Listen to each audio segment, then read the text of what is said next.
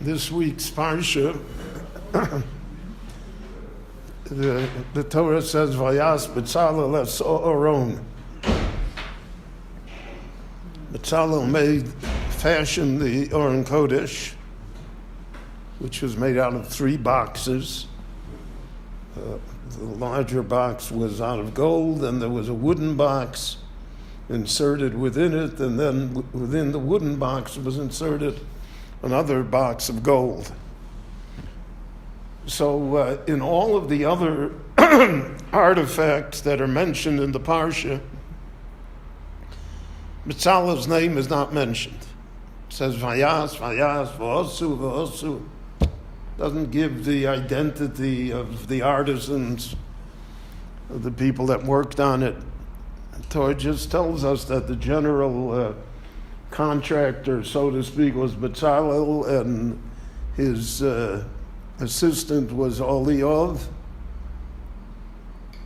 But when it comes, it says Vayas, Vayas, Vayas. They made. Here it says Vayas Betzalel es Aron. Betzalel's name is mentioned.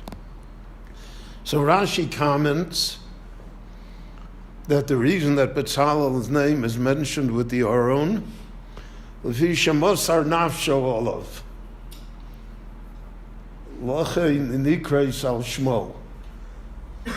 He was moser nefesh on the Aron, and therefore was called on his name. So on that, the discussion arises. That's the only thing he was moser nefesh on.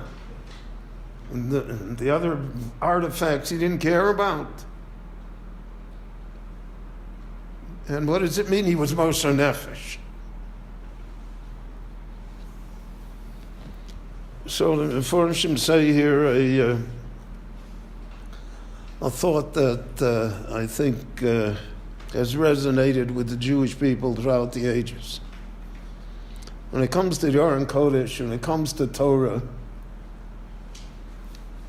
so there are other things that can be accomplished, so to speak, without maximum effort.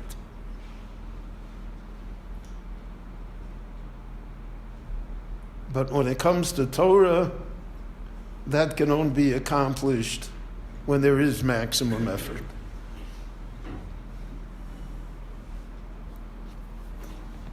And because of that, therefore,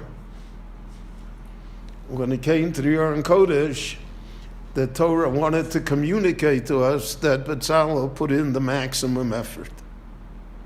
He was moser nefesh. He gave of himself. He went beyond the call of duty. He wasn't just a supervisor. He wasn't just a general contractor. But he put himself into the Aron. And therefore, Lochei nikreis al shmo. And therefore, the Aron was called on his name. So we have in Avos, it's really not in Avos, in the Brisa that's attached to Avos. Avos, as a Mishnah, has only 5 chapters. And then there's a 6th chapter that was added of Brisas, not of the Mishnah, later Brisas. And so that becomes what we call Pirkei Avot. The custom to reciting, to learning Pirkei Avot is that from the period from Pesach to Shavuot, every Shabbat we learn 1 chapter, since there always are 6 Shabbatot between Pesach and Shavuot. So therefore, they added this chapter of Brisas to make it 6. But that Brisa mentions, it's really the highlight of the Brisa, and the chapter is called on its name. Memches, there are 48 ways Torah niknes b'hem, that one can acquire Torah. And then the Torah, then the Brisa lists them. And some of them are physical. B'miyut sheina. Can't do it if you're going to want a lot of sleep. That's why in the yeshiva they have long sidorim during the day. They daven Marv at 10 o'clock. The minyan in the morning is 6:30, 7. And b'miyut tanug. If you're looking for a good time, you don't get it in the study of Torah. And other things that are physical. But then there are things that are mental. You have to have concentration. You have to have focus. And then the Brisa teaches us that Torah is not a subject. Talmud is not a subject, even though it is listed as such in schools and in universities. But if you look at Talmud as a subject, so like geometry is a subject, history is a subject, public speaking is a subject, so Talmud is also a subject. That won't do it. Because the idea to be koneh Torah is that Torah becomes a part of the person. You acquire it. Not that you know it, but you acquire it. There's a great difference between that. You can know a lot of things, but it's not you. I know a lot of trivia, a lot of nonsense. But I don't think that that's me. I know it.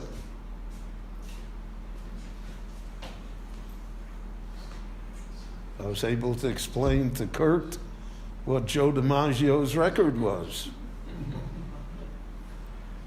But that's not it. That's not what the story is. That's not me. It's something that I know. But Torah has to be me. It has to be an acquisition into one's inner self. And it's not pure knowledge. And that's a mistake that is often made, even made in yeshivot, even made in institutions that should know better. Knowledge, how much do you know? I remember in the yeshiva,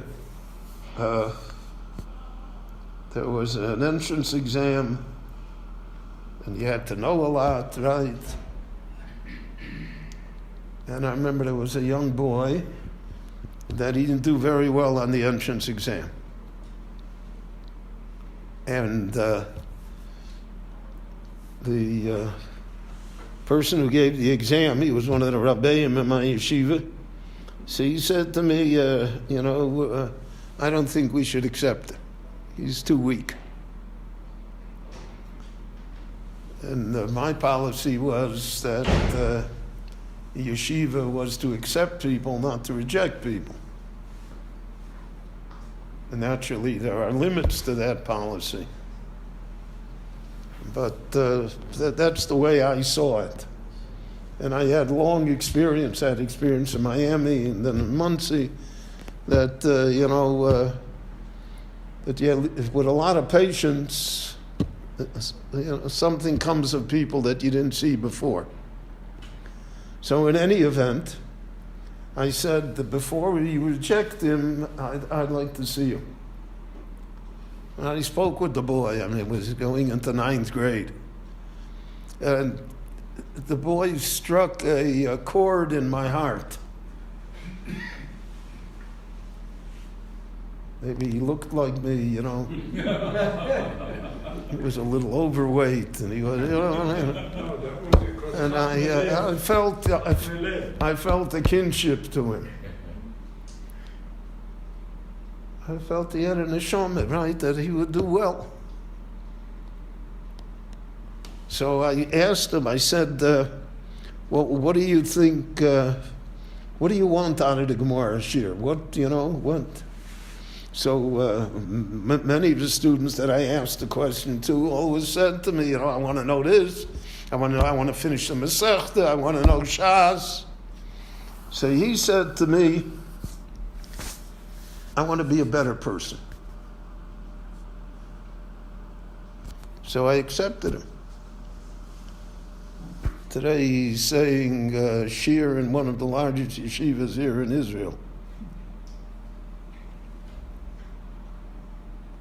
Because he wanted to be Koneh Torah. He wanted the Torah to get into him. A famous Hasidic quip that somebody came to the Kotzker and he said, I went through half Shas. And he said, how much of Shas went through you? So the Perek in Avos is called Perek Kinyan Torah. It's not called Perek Limud Torah. Kinyan Torah is something else. So naturally you have to have a mind, and you have to apply yourself, and you have to have the skills. All of that is true, but that will not do it. Because that will only give you knowledge, but it won't give you the kinyan. It won't make the Torah part of you. So when Rashi says that betzalel, it says Mosar nafsho olav. Why didn't he say nafsho? He should have said Mosar his talents, Mosar his koach, Mosar his physical self. Because Rashi is teaching us that if you want to acquire Torah, that's an neshama type of thing. So we all would think of Mosar Nefesh, that the person's willing to die for it. But that's a popular extension of the phrase. That's not what the phrase really means. It means to be Mosar Nefesh, means to give over my Nefesh to acquire. It becomes part of me. So apparently the other Kalim, he put all of his efforts and all of his talent and all of his genius into creating the shulchan, the menorah, everything. Wonderful. The mizbeach. But into the Aron, he put himself in. He put his nefesh into it. And if you put your nefesh into it, so that's one of the ways that the Mishnah says that you acquire Torah. Then the Torah becomes part of you. That's the kinyan. And kinyan always requires an act. It requires more. The Gemara says there's no kinyan for words. So if you want to make a kinyan, take out a handkerchief, we'll make a kinyan, we'll shake hands, we'll sign a document.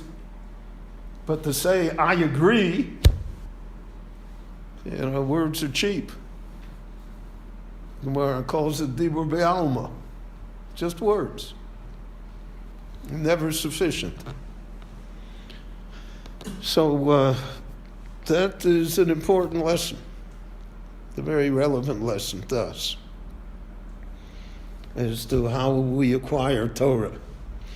Now, the Mishnah gave us 48, the Brisa gave us 48 ways to acquire it. So it isn't that the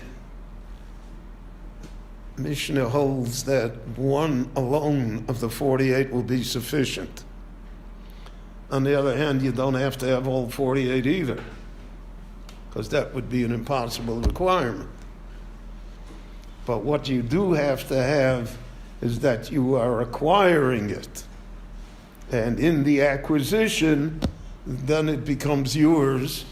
And that's why it says, Vayas betzalel es Aron, your name is on it. It belongs to you. Rabbi Chananya ben Akash, Omer Rotza Kodesh Baruch Hu L'Zachar, says Yisrael, V'fichach hir v'lahem Torah mitzvah shenemar, Adonai chafetz l'man tzidko yagdil Torah v'yadir. Amen.